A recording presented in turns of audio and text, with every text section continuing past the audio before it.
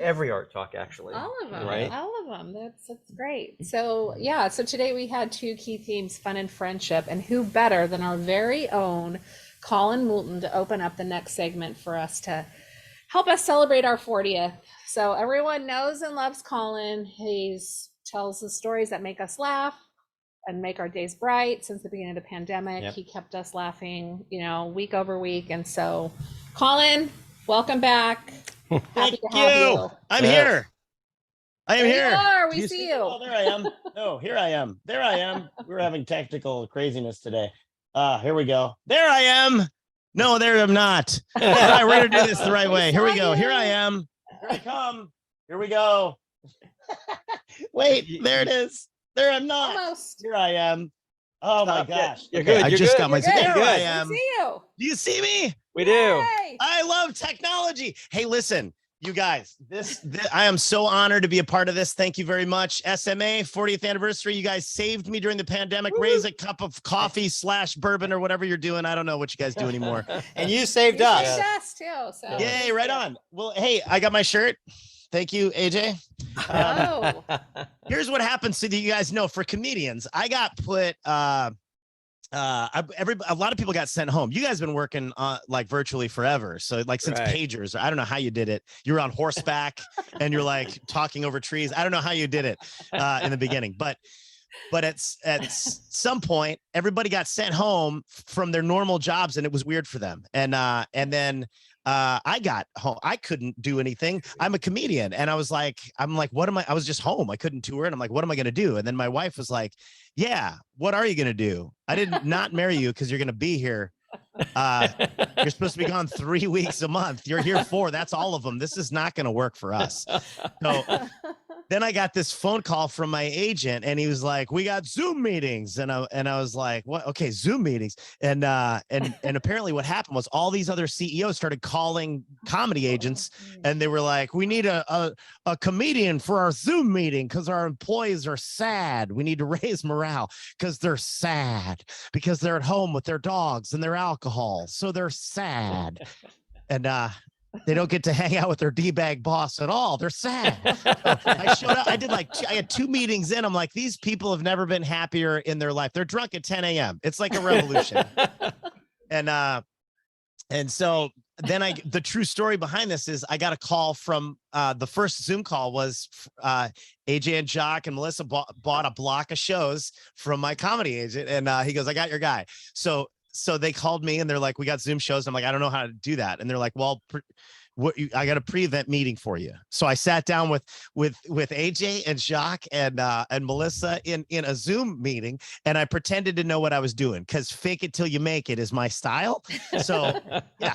So I had a little microphone. I had my little gear set up and they're like, oh, that's cool. You know what you're doing. I go, yeah, I know what I'm doing. And then we got like 20 minutes into the meeting. And then AJ goes, you don't know what you're doing, do you? And I'm like, no, I don't.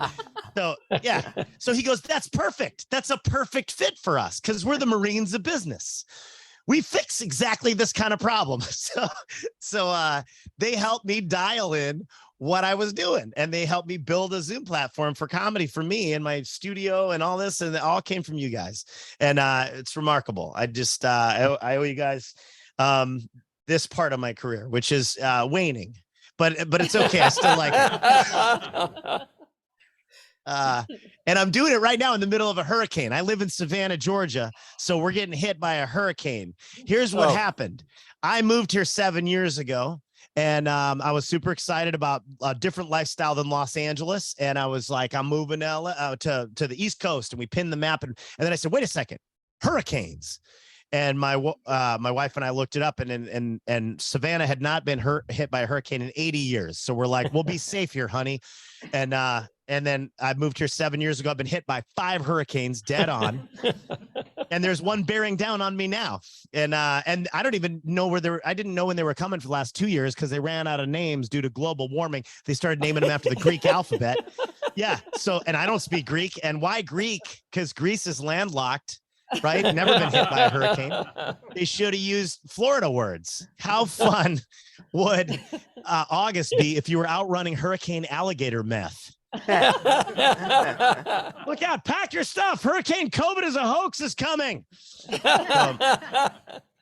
Yeah, with global warming, we'd have made it all the way to hurricane, 30-foot python or hurricane tiger king. Who knows? It could have been so much fun.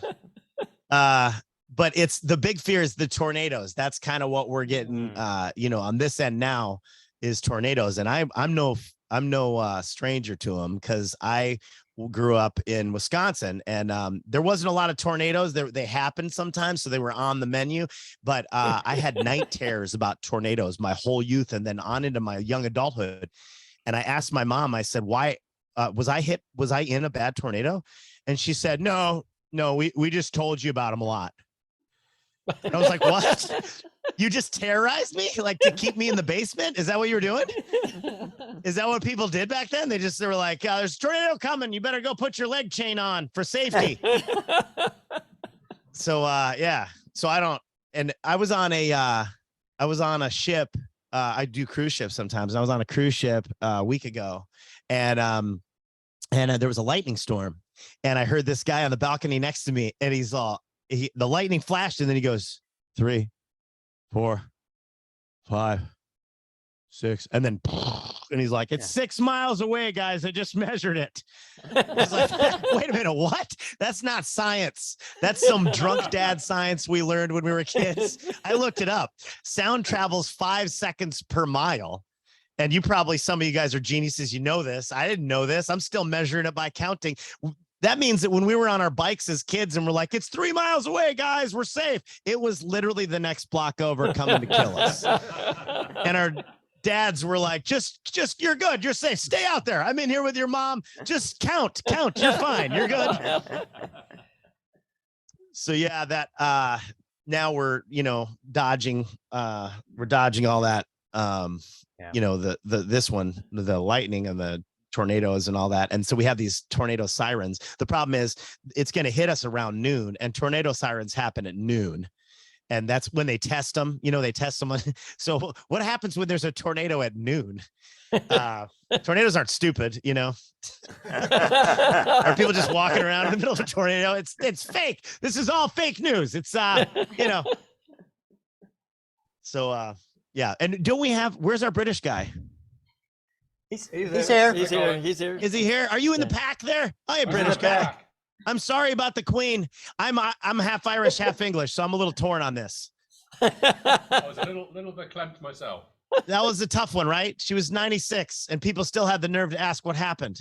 Did you get that too when you told people that the Queen died? They're like, what happened? Like, hang gliding accident. She got COVID from her instructor on the way down. So she died on the way down of COVID and didn't feel the impact. So it was very fortuitous because she was 96. Or she was on a crab boat out of Alaska. Yeah. That's the most dangerous job.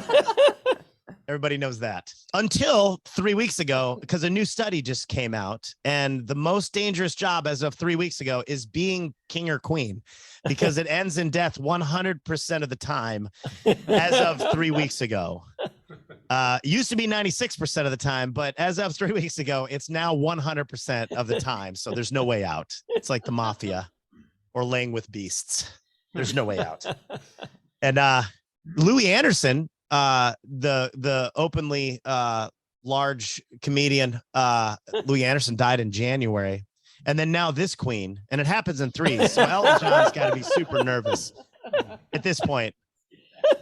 Elton John is indoors. And my daughter loves that joke because she came out to me a year ago as gay, and she came out to me, which I think is crazy. It made me sad because she shouldn't have to come out. Should she? She shouldn't have to do that. Why should she have to come out and declare that she could just be who she is, right? She shouldn't have to come out.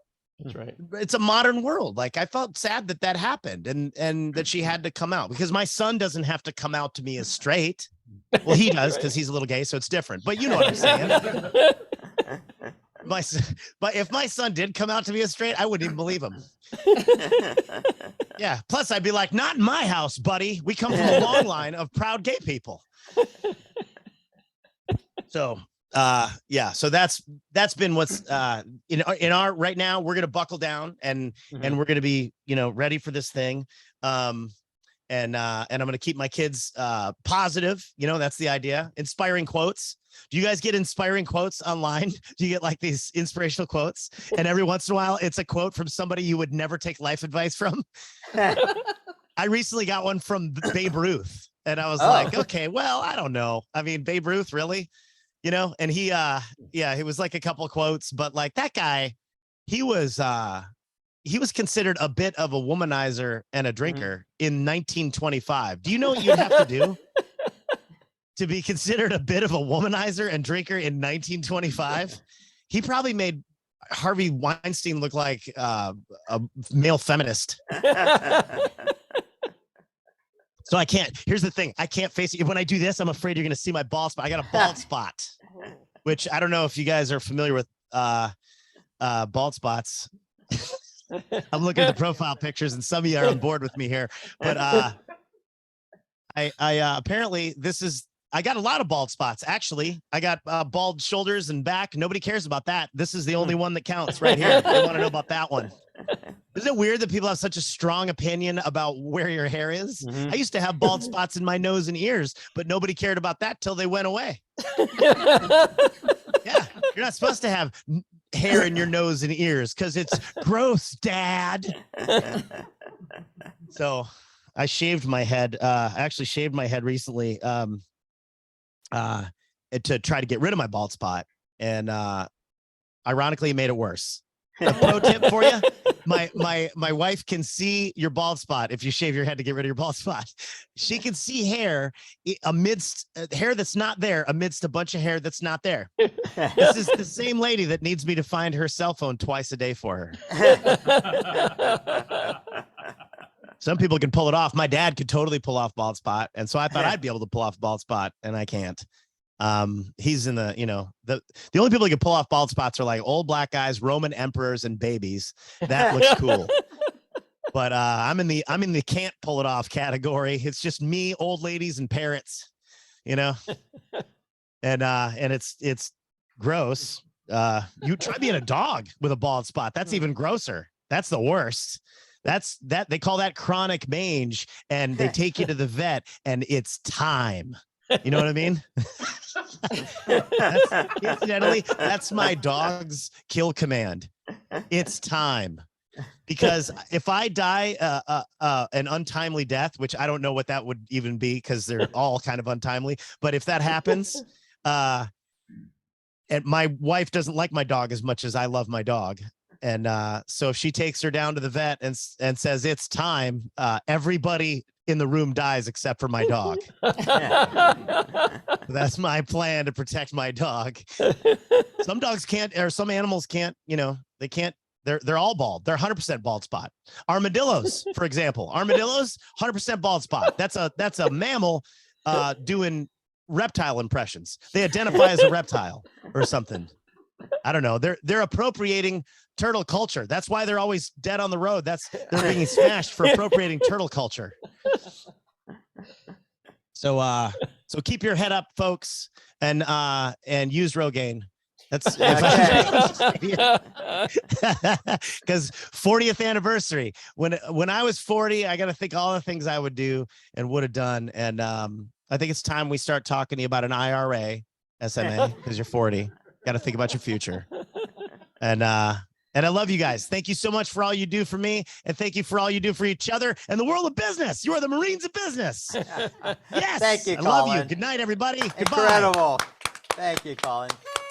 And look at this, Collin. We have the entire gang here to say hi to you, including bald spots. Yeah. Turn around, everybody. Let's count them.